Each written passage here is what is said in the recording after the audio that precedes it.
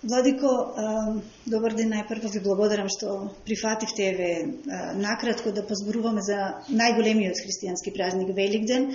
За жал годинава во многу поинакви услови од колку што сме навикнати. Вие во целост ги прифативте сите мерки и препораки од владата. Вако Великден ќе го паметиме. Верувам дека ќе биде еден и единствен, но дали може најпрво едно обраќање, едно порака до верниците. Значи верник е секој, може да биде секаде. Годинава си немаме можност да одиме да ги слушаме литургиите во црквите. Што треба верниците да направат за овој Великден? Светиот архиерејски синод на Македонската православна црква повеќе пати упатуваше апел и соопштенија, а тие апели и соопштенија се всушност повик кон македонскиот православен верник.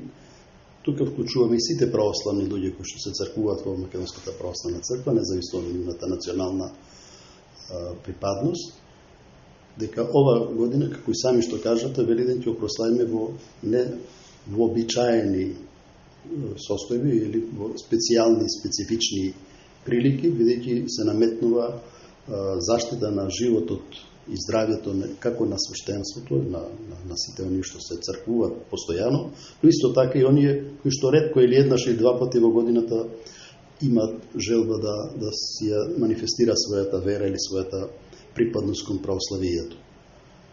Бидејќи сите знаеме дека се наметнува една болест или зараза која што е опасна за сите нас, за некого повеќе, за некого помалку, како што ние не сме лекари, не сме стручњаци по таа област, меѓутоа ги прифаќаме советите и препораките на стручните служби пред се од медицина, дека е тоа опасно пред се за стари луѓе и за особено болни кои што имат други проблематични здравствени прилики, и затоа упатувам и јас како архиереј на Македонската православна црква апел сите оние што имаат потреба да видат со црквата, односно со воскреснатиот Христос, то да го направат најголем дел во своите домови, со своите семејства за ова година, а Бог е секаде каде што ние го носиме во нашите души, во нашите тела.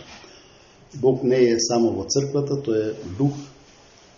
И ако ние гледаме дека црква каде што Христос е воскресне, е овде или онде, тоа што треба да видиме сите во Ерусалим. Христос воскресна на едно место во Ерусалим е погребен и во Ерусалим е воскреснат. Меѓутоа, потребно е Христа да го носиме во нашите срца, во нашите души, во нашиот ум, во нашите постапи, и тогаш Христос навистина и ќе го пресретнеме и ќе го поздравиме со Христос воскресен.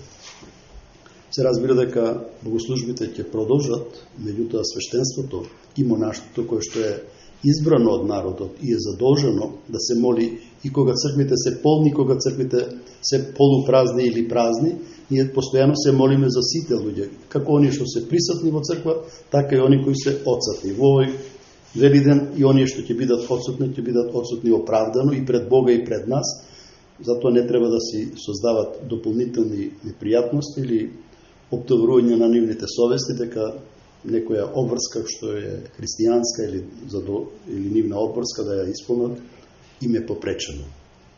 Убава вест е што оваа година сепак благодетниот оган ќе пристигне и во нашата црква.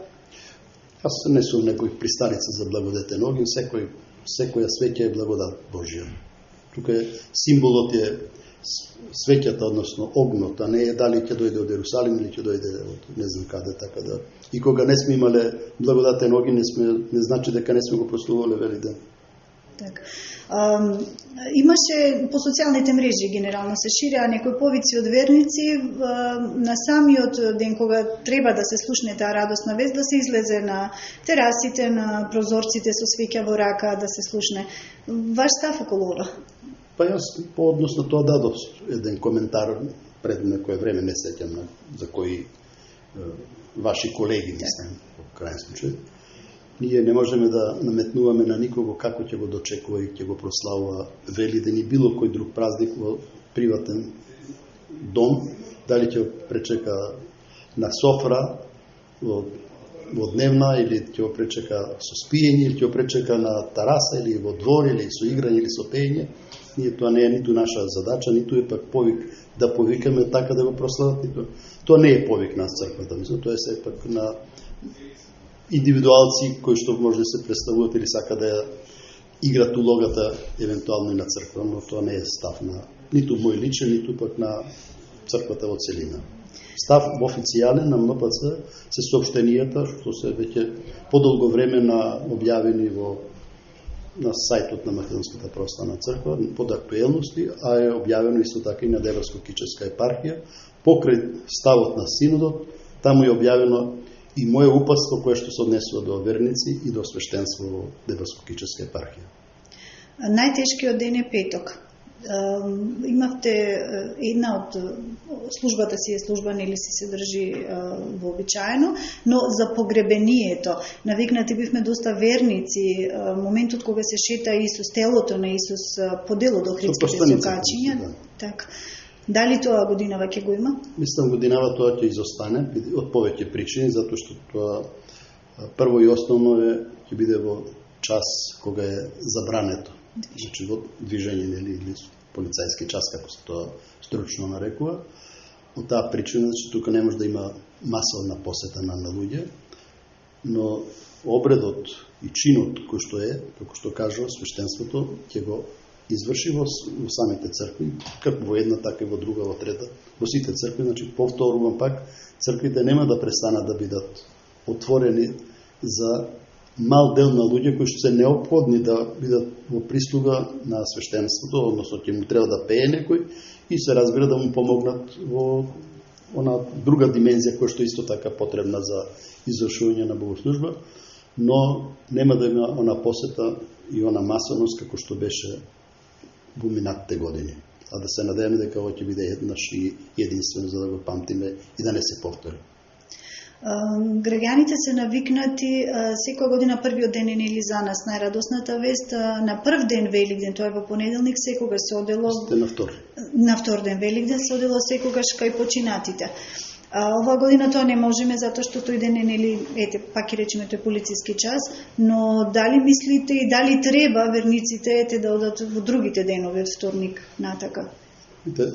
Тоа не е препорака на црква, дали да одат или да не одат. Великден е пред се објавува победа на смртта. Нема смрт, туку е живот се.